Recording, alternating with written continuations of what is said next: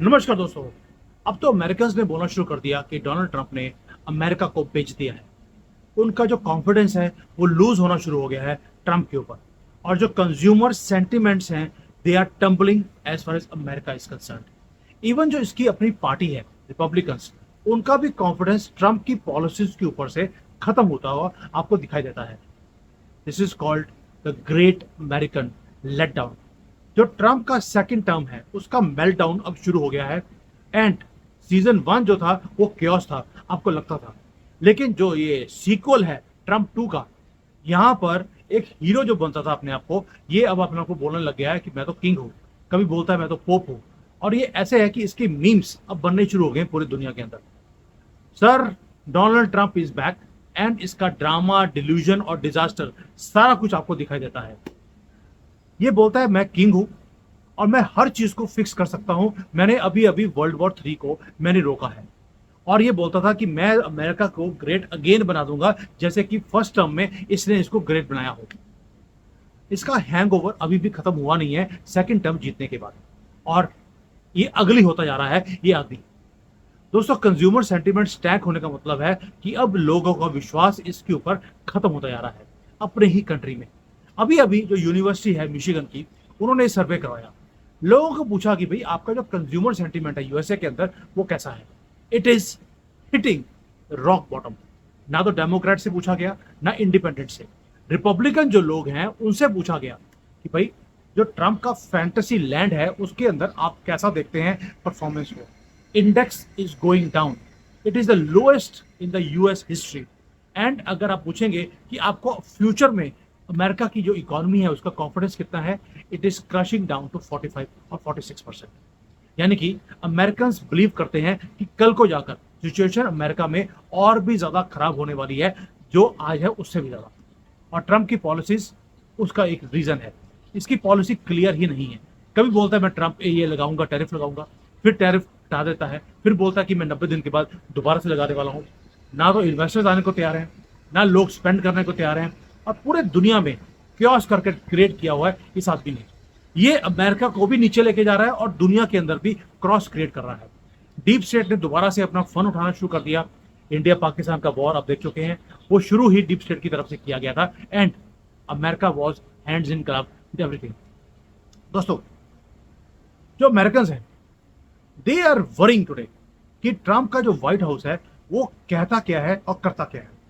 Everything is, ये बोलता है कि everything is tremendous, but it is tremendously bad. Inflation nightmare है अमेरिका के अंदर। और मैं क्यों बता रहा हूं, क्योंकि इस बंदे को समझना जरूरी है कि जो कुछ इसने इंडिया पाकिस्तान के वॉर में किया, जब तक हमें इसकी मेंटालिटी समझ नहीं आएगी इसके घर में, क्योंकि इसको लाते पड़ रही हैं, जूते पड़ रहे हैं। अब ये इसलिए अपनी प्रॉब्लम्स को दुनिया से बाहर निकाल के लेके जाने की कोशिश कर रहा है। ये आदमी बोलता था कि मैं युद्ध रुकवा दूंगा, एक भी युद्ध रुकवा नहीं सका, उल्टा नए युद्ध शुरू करने की मुहिम इसने शुरू कर दी। यानी कि ये बोलता था कि मैं इन्फ्लेशन खत्म करूंगा, but inflation is the worst since 1980s। Public जो एक्सपेक्टेशंस हैं इन्फ्लेशन की, वो ये है कि अब अमेरिका में इन्फ्लेशन 7% से ज्यादा होने वाला है। रोनाल्ड रेगन के टाइम पर जो कोल्ड वॉर चल रहा था तब भी इतना इन्फ्लेशन नहीं था। खाना महंगा हो गया है, गैस महंगी हो गई है, रेंट, अगर आप मिडिल क्लास में है आपको किडनियां बेचनी पड़ेंगी अमेरिका में रेंट देने के लिए। जो आदमी बोलता था अमेरिका फर्स्ट, आज हो गया है अमेरिकन लास्ट। टैरिफ फर्स्ट, उसमें भी यूटर्न ले लिया।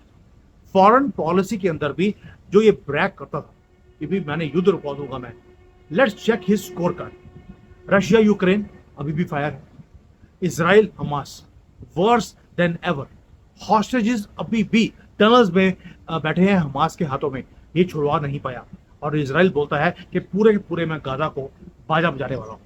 पाकिस्तान इंडिया का वॉर इसने एक्सप्लोड करवाया, बांग्लादेश को रेडिकल इस्लामिस्ट के हाथों में बेच दिया है और भारत को तंग करने की एक नई मुहिम शुरू कर दी। चाइना को बोला था मैं घुटने टेकवा दूंगा, हुआ क्या, इसने चाइना के सामने घुटने टेक दिए।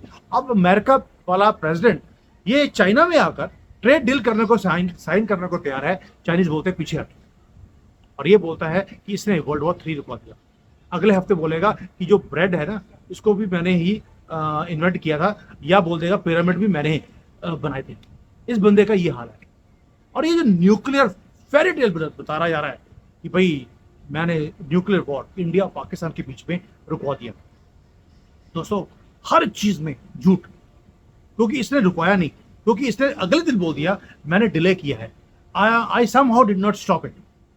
सीरियसली, आप ये चीजें, प्रेसिडेंट ऑफ अमेरिका बैठकर ऐसी चीजें गढ़ सकता है, ये सिर्फ ट्रंप कर सकता है। पहले तो उसने बोल दिया कि मैंने वॉर को प्रिवेंट कराया, ग्रेट डील, ट्रेड डील के कारण। फिर बोलता है नहीं नहीं नहीं, आई नेवर सेड इट। यानी कि अब एक ग्लोबल पीस मेकर की तरह बुधा बनने की कोशिश कर रहा है। अगले बार बोल देगा कि बुधा 2 मैं ही हूं। इसीलिए अमेरिका में लोगों का फेथ इसके ऊपर खत्म होता जा रहा है। और भारत जो बोलता था कि हमारा बहुत अच्छा फ्रेंड है, हमने बोलना शुरू कर दिया है अब तो ओपनली कि he is nobody's friend. वो सिर्फ अपना दोस्त बन सकता है, किसी का बन नहीं सकता।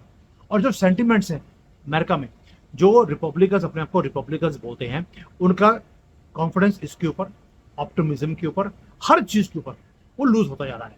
And this is the biggest loss in faith on American president. जो मेगा की हैट्स हैं, अगर आप देखेंगे ऐसा लगता है कि उसके ऊपर भी अब डस्ट आनी शुरू हो गई है, उनको भी विश्वास नहीं रहा है। दोस्तों, let's be honest, Trump calls himself king of the world और सम डेज ही सेज कि फ्यूचर पोप मैं बन सकता हूं, but in reality he is just emperor of exaggeration, commander in chief वो बोलता है अपने आप को, but he is a commander in chief of chaos.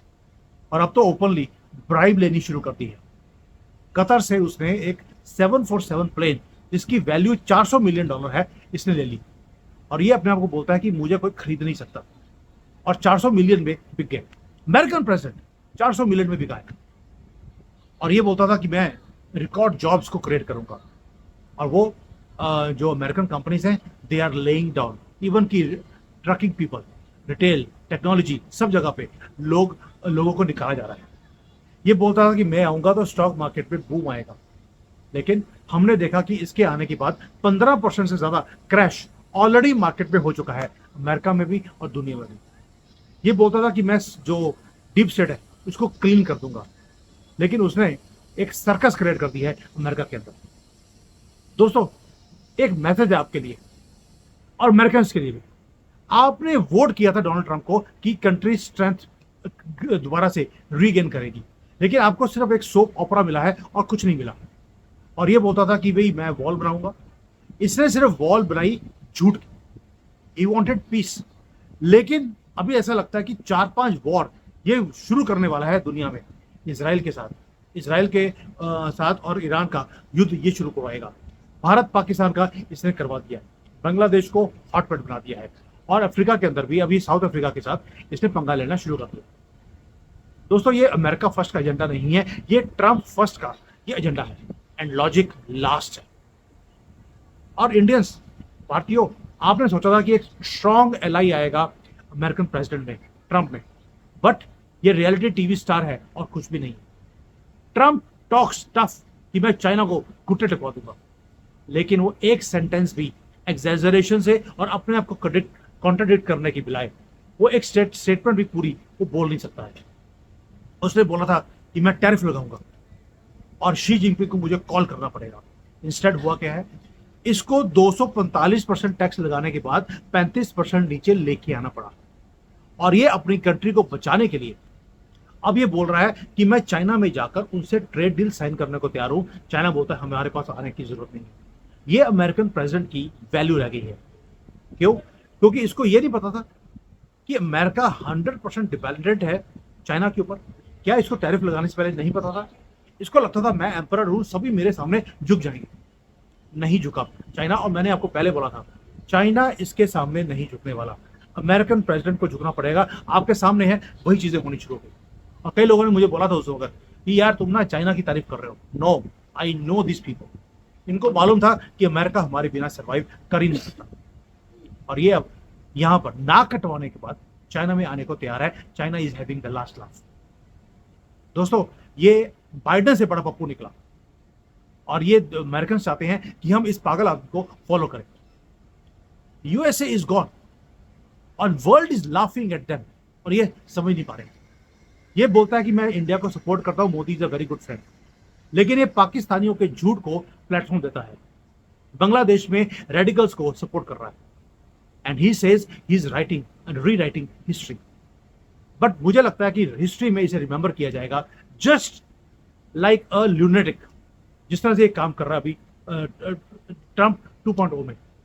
इसने बड़ी बड़ी स्पीचेस दी लेकिन डिलीवरी में जीरो है। सो वेदर आप अमेरिका में हैं या आप दिल्ली में हैं, कोई फर्क नहीं पड़ता, ट्रूथ क्लियर है। ट्रंप का इल्यूजन खत्म होता जा रहा है एंड वर्ल्ड प्राइस पे कर रहा है इसकी बेवकूफियों की। भारत के साथ जो इसने दगा दी है वो भारत भूल नहीं सकता। And please remember one thing, आप लेफ्ट को फॉलो कर रहे हैं, लिब्रांडो हैं या राइट विंग को, आपको हमेशा देखना है राइट एंड रॉन्ग के बीच में डिफरेंस क्या है। ट्रंप 2.0 एक ट्रेजिक है, ट्रेजेडी है पूरी दुनिया के लिए, अमेरिकन के लिए भी, दुनिया के लिए भी, एंड सो फार भारत के लिए भी। अब इसने क्या बोल दिया, पाकिस्तान की लीडरशिप, कल इसलिए स्टेटमेंट आई है ट्रंप की, पाकिस्तान की जो लीडरशिप है ना, great leadership, but Modi is a friend. यानी कि दोनों तरफ ऐसी स्टेटमेंट दे दी कि आपस में लड़ते रहो। जो पाकिस्तान बोलता है ट्रंप हमारा दोस्त है, मोदी बोलते हैं हमारा दोस्त है, लेकिन मोदी जी ने बोलना बंद कर दिया है। जयशंकर जी ने भी कल स्टेटमेंट दिया कि हमारे युद्ध को रुकवाने के लिए इस बंदे का जीरो योगदान था, हमने बात ही नहीं करी। डायरेक्ट चौक हुई थी बिटवीन इंडिया एंड पाकिस्तान, लेकिन ये कोई हैम्पर वाली बात, ब्रैगिंग करने से ये रोक ही नहीं सकता। और भाई ब्रैग करना है तो अपने कंट्री में अपना स्कोर कार्ड देख लीजिए कि अपने कंट्री में आपने क्या दिखा है, क्या किया है। सिवाय क्योस के ये बंदा कुछ भी क्रिएट नहीं कर पाया है, ना दुनिया में ना अपनी कंट्री में। और फेड़ियां जो है ना, पंजाबी में बोलते हैं, फेड़ियां मारने में नंबर 1 है। तो दोस्तों, ये जो ट्रंप 2.0 है, इट्स अ बिग डिसअपॉइंटमेंट। मुझे बहुत उम्मीद थी कि ये बंदा आएगा, कुछ चेंजेस लेकर आएगा दुनिया में, but disappointment for world also and especially for Republicans in America। दुख होता है उनको देखकर कि अब तो उन्होंने गाली निकालनी शुरू कर दी है। मेरे पास आज ही एक वीडियो आया है इसके आने के बाद, जो ये बोलता था कि ये डॉजे है, हम जितना भी ये गलत काम हो रहा है अमेरिका में या मनी की वेस्टेज है उसको रुकाऊंगा। इसके आने के बाद मनी वेस्टेज और ज्यादा बढ़ गई है। अब तो ओपनली रिश्वत देनी शुरू कर दी, इससे ऊपर क्या होगा। यानी कि डीप स्टेट के साथ इसने हाथ जोड़ लिया है कि भाई अगर अमेरिका को बचाना है आपको युद्ध करने पड़ेंगे। इसलिए आप देखेंगे दुनिया में 4-5 नए युद्ध आपको होते हुए दिखाई देंगे। सबसे पहला, अपनी नजर सीरिया से मत हटाना, क्योंकि अभी अभी ये उसके प्रेसिडेंट को मिलकर आया है। ये वहां पर अब फोटो ऑप्स किए हैं इसने एक रीजन के कारण, ये वहां पर भी एक गृह युद्ध शुरू करेगा, सिविल वॉर शुरू करवाएगा। भारत में ऑलरेडी इन्होंने सिविल वॉर करवाने के लिए ऑलरेडी पेट्रोल छिड़का हुआ है। राहुल गांधी ने दोबारा से फन अपना उठाना शुरू कर दिया। वही जाति वाला काम, अपना जाति लीजिए, एजुकेशन के अंदर भी जाति होनी चाहिए, प्राइवेट सेक्टर में भी जाति होनी चाहिए, ये जानबूझकर किया जा रहा है। बांग्लादेश को रेडिकल्स को सपोर्ट करना शुरू कर दिया, पाकिस्तान में आसिफ मुनीर को सपोर्ट करना शुरू कर दिया, ताकि उसको, और क्रिप्टो में उसको पेमेंट करेंगे ताकि किसी को पता ना लगे कि पैसा कहां से आया और कहां गया। अब आप देखेंगे अगर इसका जो मोड ऑफ ऑपरेशन है करने का, वो सब जगह पे क्योस क्रिएट करने के लिए ये उतारू है। इसीलिए अब हमारी जो अलाइनमेंट है उसको दोबारा से हमें भी रीथिंक करना पड़ेगा। Let's see what Modi ji does, but this information was very important to be shared with you. Thank you, जय हिंद, वंदे मातरम।